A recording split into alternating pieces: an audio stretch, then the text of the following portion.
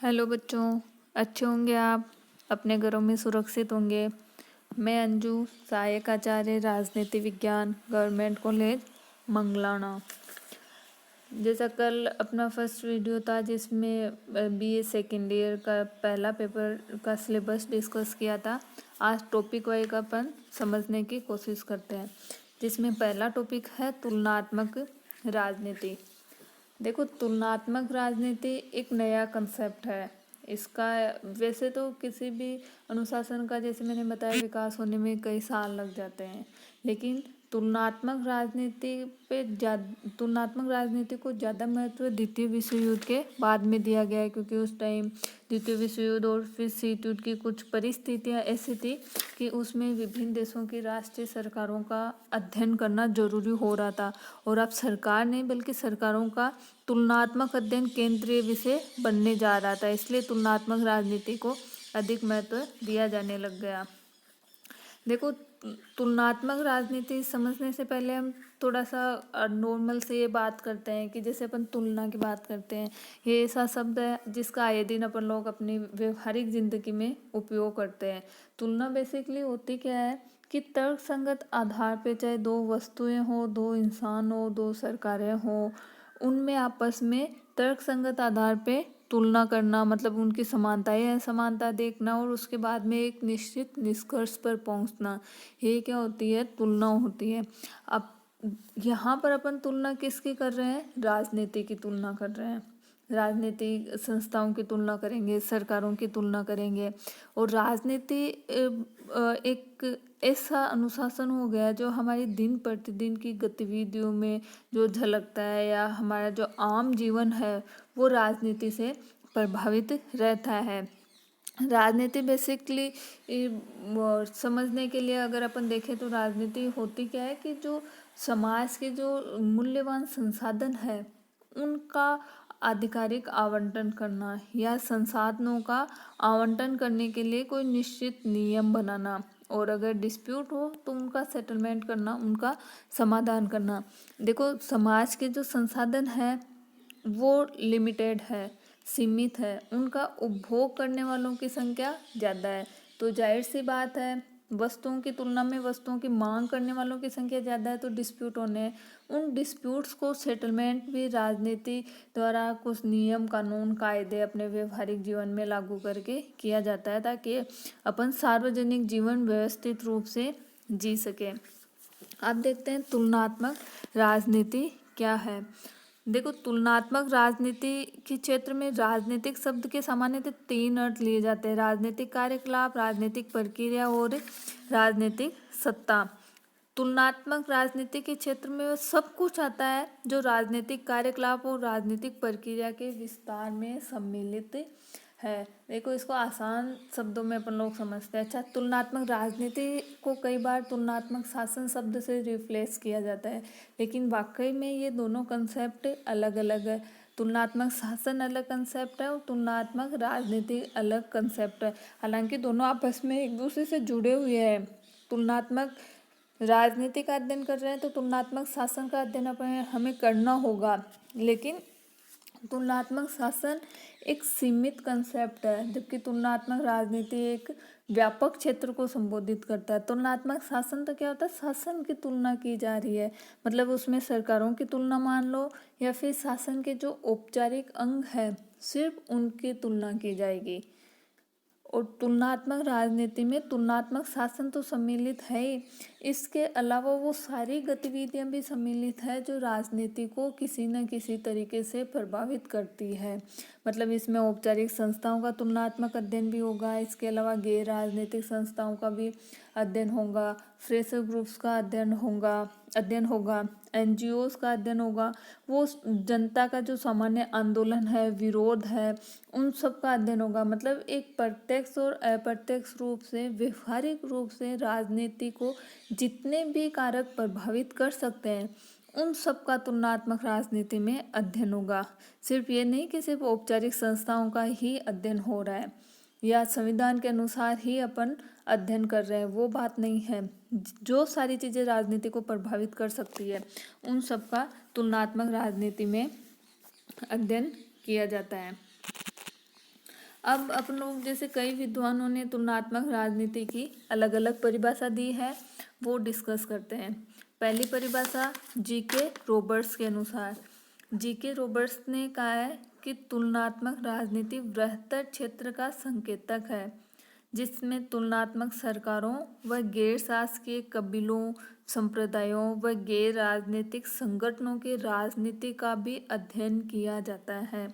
मतलब तुलनात्मक राजनीति रॉबर्ट्स के अनुसार एक बहुत बड़ा क्षेत्र है, जिसमें सरकारों की तुलना भी की जाएगी। सरकारों की तुलना के साथ साथ जैसे गैर शासकीय कबीले हैं, जैसे संप्रदाय है, और गैर राजनीतिक संगठन भी जो राजनीति को किसी न किसी तरीके से प्रभावित कर रहे हैं, उन सब का भी तुलनात्मक अध्ययन किया जाएगा। सिंपल भाषा में कि राजनीतिक और गैर राजनीतिक सभी फैक्टर्स का अध्ययन होगा जो राजनीति को प्रभावित कर रहे हैं।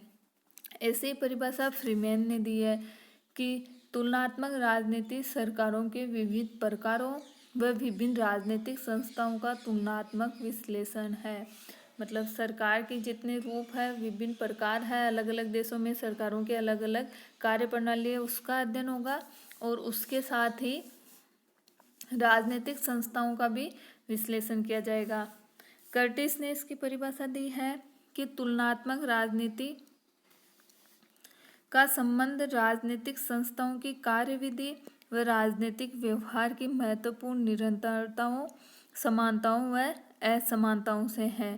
मतलब राजनीतिक संस्थाएं कैसे कार्य करती है, व्यवहार में कैसे डिसीजन लेती है, इन सब का अध्ययन किया जाता है।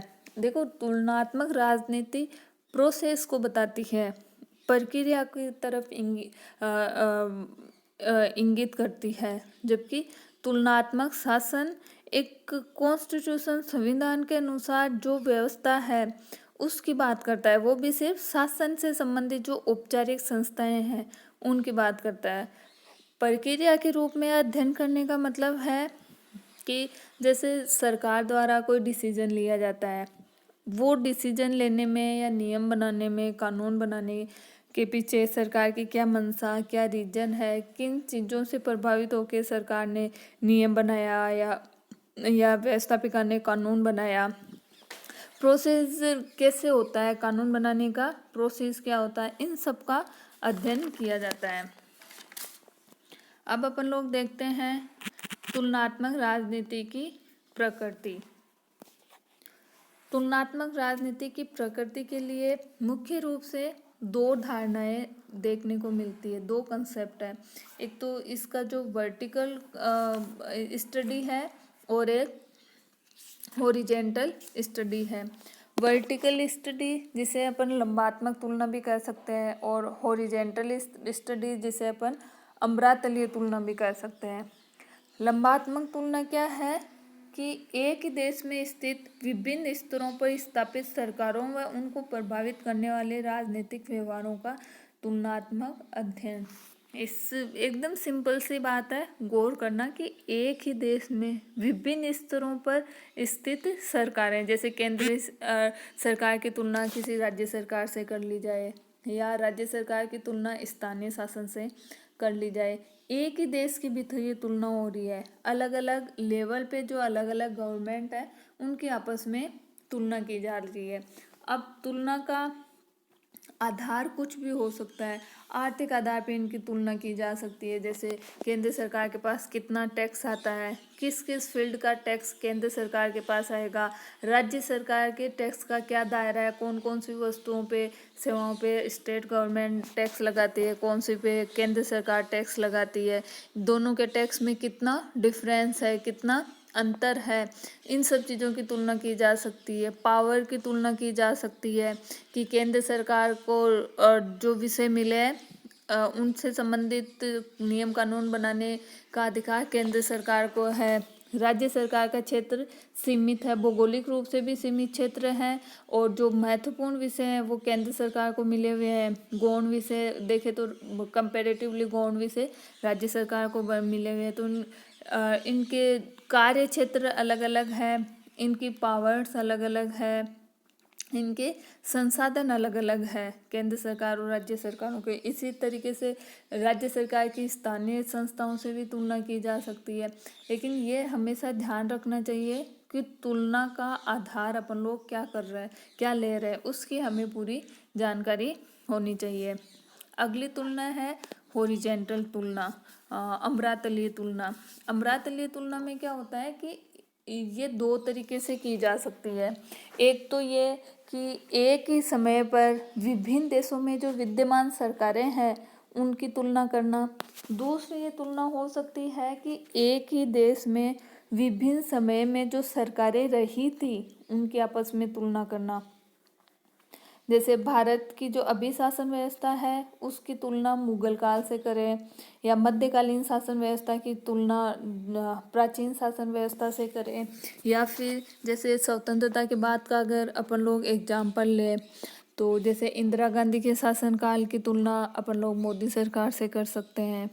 नेहरू के शासनकाल की तुलना अपन लोग अटल बिहारी के शासनकाल से कर सकते हैं।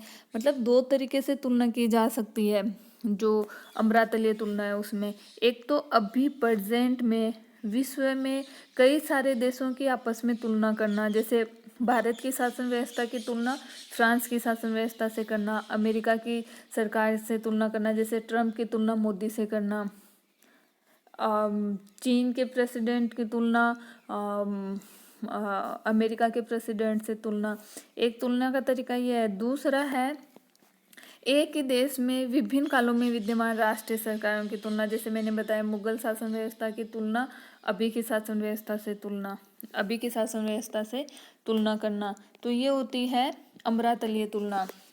तुलनात्मक राजनीति का बहुत सिंपल सा कंसेप्ट है, एकदम आसान सा, जैसे ये शब्द ही सारी चीज़ें अपने आप बयान कर रहा है। इसमें राजनीति की तुलना करेंगे अपन लोग, राजनीति की तुलना की जाती है। अब राजनीति को जितनी भी चीज़ें प्रभावित करती है प्रत्यक्ष और अप्रत्यक्ष रूप से राजनीतिक व्यवहार को जो कुछ भी प्रभावित करता है, चाहे वो सरकारी संस्थाएं हों, गैर सरकारी संस्थाएं हों, वो एनजीओ हो, वो फ्रेशर ग्रुप्स हो, वो जनता का विरोध प्रदर्शन हो, जनता के आंदोलन हो, जनता का समर्थन हो, वो जो भी कारक राजनीतिक व्यवहार को प्रभावित करते हैं, प्रत्यक्ष रूप से करते हो चाहे अप्रत्यक्ष रूप से करते हो, उन सभी फैक्टर्स का अपन लोग तुलनात्मक राजनीति में अध्ययन करते हैं।